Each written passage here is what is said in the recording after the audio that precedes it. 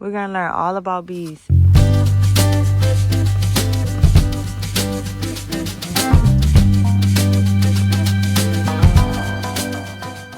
The nest is called uli.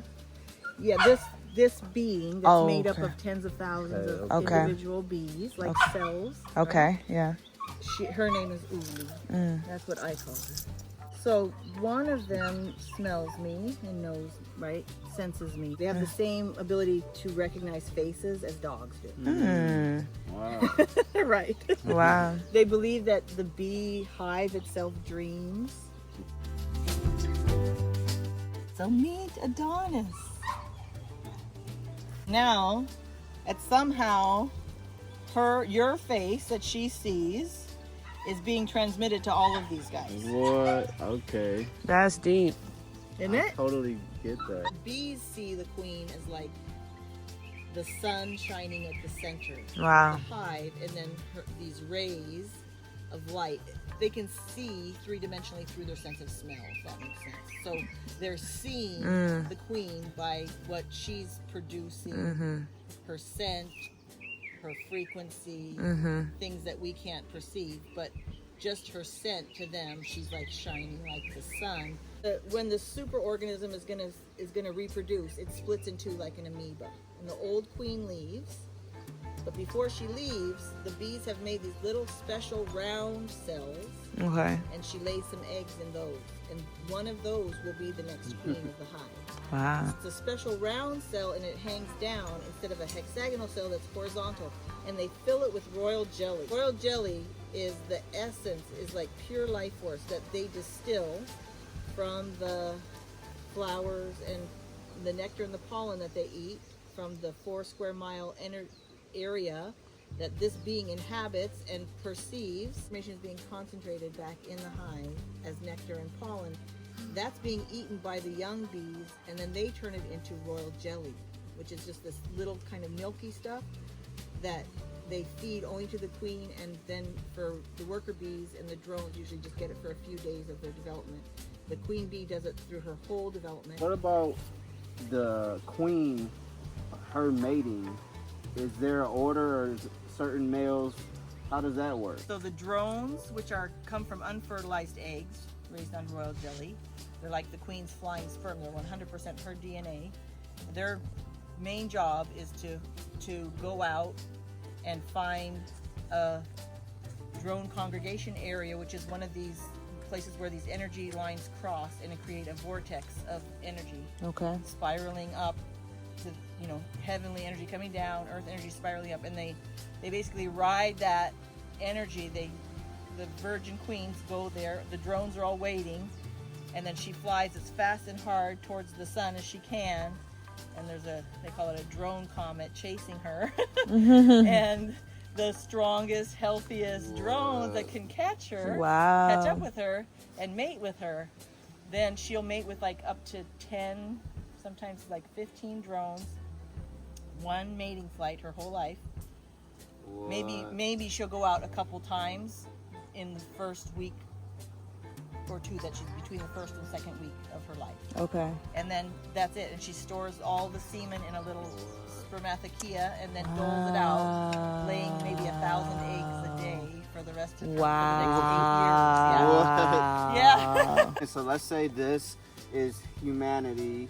We are, I'm guessing most people are the bees moving around, but what is the queen in the human realm? Perfect question. It's not a person. That's what I was wondering. Our queen is Gaia. Okay. Our queen, because the queen produces the frequency field. She produces the energy field, and it's all vibrating. But the humans have to raise that frequency. Right. It's our job is to activate Mother Earth's energy field. But as you'll see, the bees are still covered up. So the way that they make their hive here is that they put their so you can come here. Yes. And the guard bees are going to be at the front generally. Okay. And so they have usually like one frame of pollen and honey, or two, sometimes 3 if they're really big. And then they start with their brood, and they build the honeycomb at the back. So you can like remove the honeycomb Without disturbing. without disturbing Yeah. it.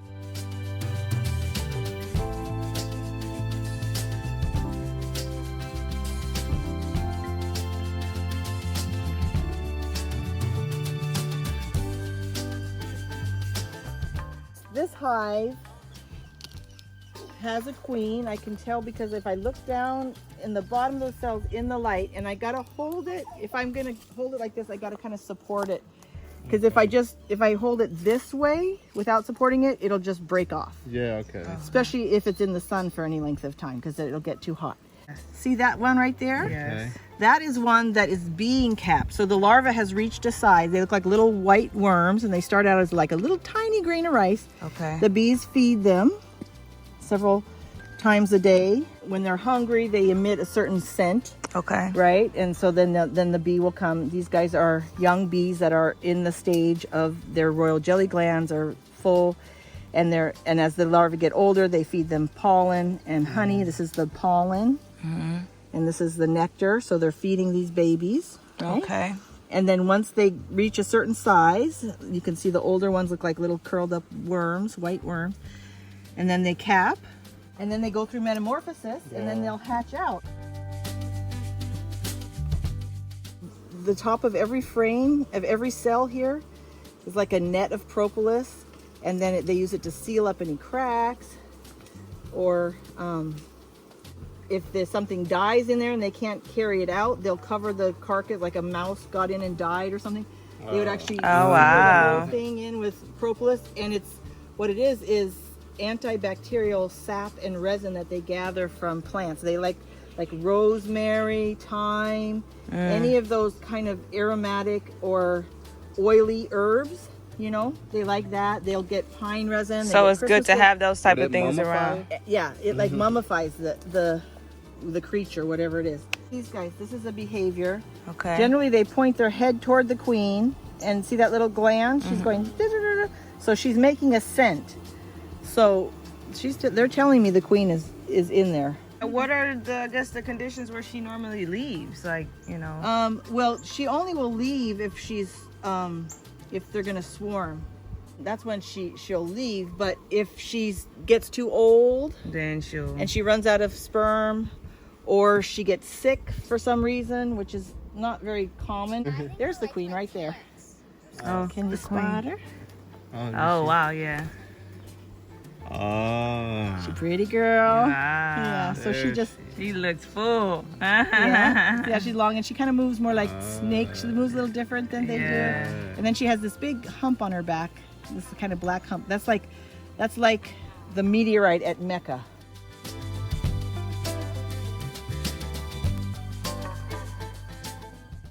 So when you go in there, you want to come in from the back, right? You want to do it on a day like this, a nice, bright, sunny day when they're out busy getting nectar and pollen. The Christmas berries started blooming. I usually don't work with the bees after 3 o'clock in the afternoon. Okay. The best time is on a sunny day like this is right around 10 o'clock, 11 o'clock when they're all busy out.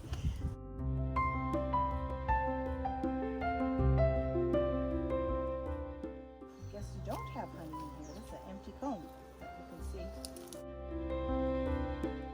They'll just eat it, or what? Yeah, they've eaten. This used to be full of bee bread and pollen, but I guess they have eaten a lot of it to raise all those babies.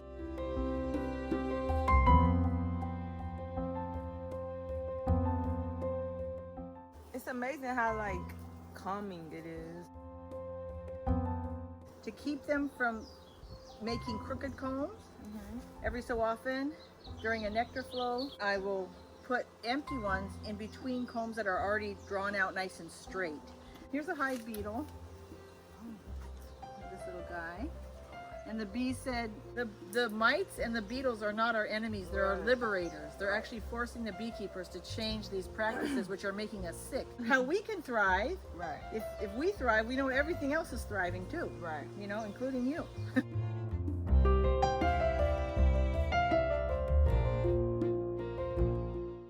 Wow. That's extreme. Sweet. That's extremely sweet. So the bees that have swarmed out, they have the queen with them, and then they're looking for a place. So they send out scout bees. They go find a location, and then they'll mark it with a scent. Okay. They'll come back and they'll dance on the swarm, and they'll describe the location.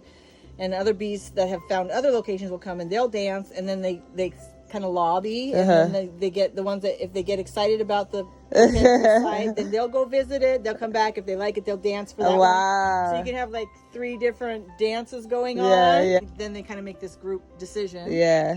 And then they'll go off to it. Okay, thank you. That's so nice of you. Mostly me. There.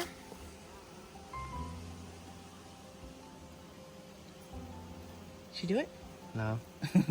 She's trying So to. nice. There she goes. Okay. Thank you. There she goes. Now, Wow.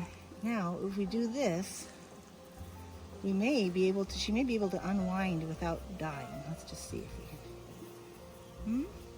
And untwist your little stinger. She has her stinger and daddy. Now watch it. Look at it. Look at it up close. Take a picture. Thank you, baby. Wow, it's still moving. It's pumping venom. Yeah. Now you just like close your eyes.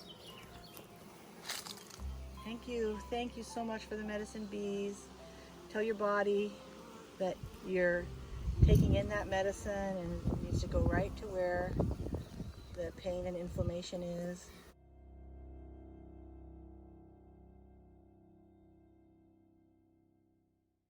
We're healed. Look at mine. Mine's kind of like bruising a little bit. Yeah, they was. It went right into the joint, like right where the pain was. It's amazing. This will be one of those moments. I was healed by a bee sting, and since then, I've just been connected to the bees.